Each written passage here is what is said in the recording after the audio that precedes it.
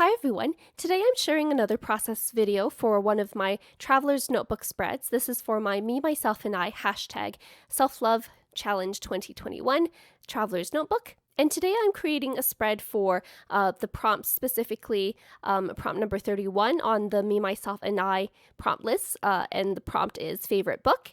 And I'm going to be documenting my love for the Harry Potter books. So this will just be a one-page spread going across the spread that I did earlier this year, documenting my scrapbooking style, and I'll leave a link in the description box below for that process video if you're interested. But I have some of the extra dictionary papers that I got in the kit that I used to make that one spread, so I thought I would use it in this spread here just to kind of make it so that the two spreads are matching, because they are going to be right beside each other in this Traveler's Notebook. And I'm also going to be using these rice papers. So that map rice paper that says the Wizarding World of Harry Potter comes from Treasured Memories. I got it at a Harry Potter themed crop that they did a couple of years ago. And the tissue paper with the deer on it is from Stamperia. We actually got this as part of our goodie bags for Treasured Memories National Scrapbook Day crop back on May 1st, which is when I made this spread. So I thought I'd include that as well. And also it goes really well with the sentiment that I was going to put on the spread. So you'll see that in a moment here. And during that virtual crop, the Lady Chantal at Treasured Memories showed us a demo on how to include rice papers in our spreads. So I thought it would be a nice idea to kind of tear these into different size pieces and layer them on top of each other. And the thing with rice papers is that if you layer them on top of each other, they kind of look like they're translucent, so you can see the different layers underneath the rice papers that I've layered on top, and I thought that really provided a cool effect. Here I have some Harry Potter themed stamps from the Sassy Club. She has the best Harry Potter themed ones, and I think every Harry Potter themed stamp that she's come out with, but I did pick just 4 stamp sets to work with on this spread.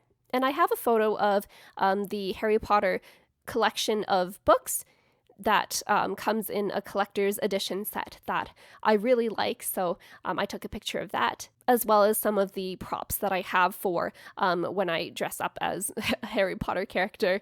My house is Ravenclaw, so you'll see that I have a Ravenclaw scarf. And my idea is that I'm going to create a flip out element that's going to be flipping out to the right. So with my my style spread that I did earlier this year, the flip out is flipping out to the left. So I thought it would be nice to kind of do a symmetry page here so that I can have flip outs on both of the pages.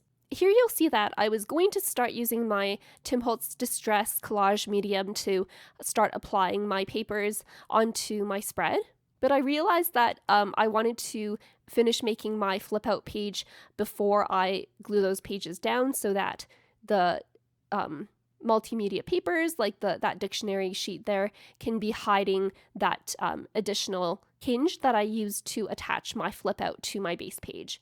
So you'll see that I just measured the height and width of my photo that I took, and I'm just creating a 1/2 inch flap that I can use to attach that to my base page. And then the way that I applied these tissue papers onto my spread was just to apply the glue onto the backs of each of those rice papers and then lay them flat on my page. And then I just use some additional collage medium to kind of brush over the edges of each of those pages so that the edges don't peel off from the page and everything is stuck down nice and flat. I was really surprised that this dried pretty flat, actually. It didn't wrinkle up or crinkle in any way, so I definitely recommend using this glue if you're thinking about doing something similar. While I'm waiting for that to dry, I'm just going to be doing some stamping and some Copic marker coloring. For Copic markers, I do like to use a bit of a thicker weight cardstock. So this is a 110-pound Nina Solar white cardstock. And I'm using Gina K's black amalgam ink, which is my favorite for using with Copic markers because it is Copic friendly and it doesn't bleed when you color over the lines. Just stamping out a couple of different images here. So the first image with Harry riding the broom is from the Sassy Club stamp set called Potterhead. And the second one, which is a book that says always, comes from the set Snitch Please. And my idea is that I'm going to be stamping the phrase "after all this time" on the front of this flip out. And then when you flip it open, it will say always, which is a quote from the Harry Potter books. And I thought would go perfectly with this theme because after all this time, I do still love the Harry Potter books. And I think like the cherry on top of that is when you do flip open this page revealing the phrase always, it reveals the deer, which is a male deer and not a female deer like in the books. But if you've read the Harry Potter stories, you'll know that this is like really significant, a part of the story. So I just love that additional little detail. So you'll see that I've fussy cut out both of the images, and here I'm just going through my color chart to pick out the Copic markers that I'm going to be using to color these images. It's a pretty small image, so for most of the sections I'm just going to be using 2 colors at most, not really worrying too much about shading here. So for the hair I used W7 and W5, and for the robes I used C7 and C5. And for these smaller images, what I like to do is just use the darker tone and just trace along the outline of that image or that area that's supposed to be that color, and then color in the rest of that space with the lighter color, and then go back with the darker color to add some shadows or some highlights or extra things like that. For the skin, I used E00 and E31, as well as B000 for where those glasses are, to give it just like a hint of blue tint. For the scarf, I'm just using Y19 for the yellow and R27 for the red. And for the broom, I'm using E35 and E37. I did notice as well that when I stamped this image, I didn't really stamp it very clearly, so especially around the eye area, I just went over with this Sharpie pen just to darken that area a bit and fill in the areas that I didn't really stamp very well. For the book, I decided to use E35, E37, and E31 for the banner that goes across the bottom of the book, and then for the book itself, I used W5 and W7. By the time I finished coloring all these images, my glue was already dried, so I'm just taking some scissors to trim off the edges of some of that rice paper there, and just trying to decide where I want to put this Harry Potter character. I decided to work on the inside of that flap first, so I'm taking out a couple of stamp sets. These are all also from the Sassy Club. And I'm just using these stamps here to create a bit of a background for my inside flap.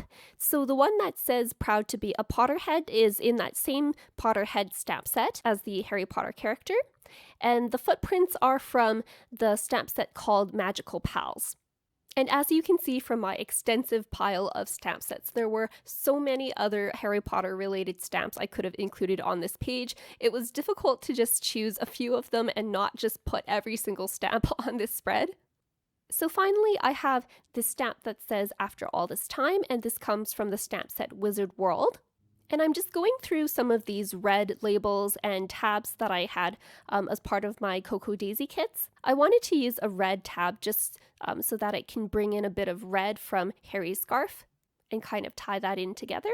And I decided on this planner tab just so that I can stamp the date on that top part of the planner tab and then stamp the phrase "after all this time" on the bottom.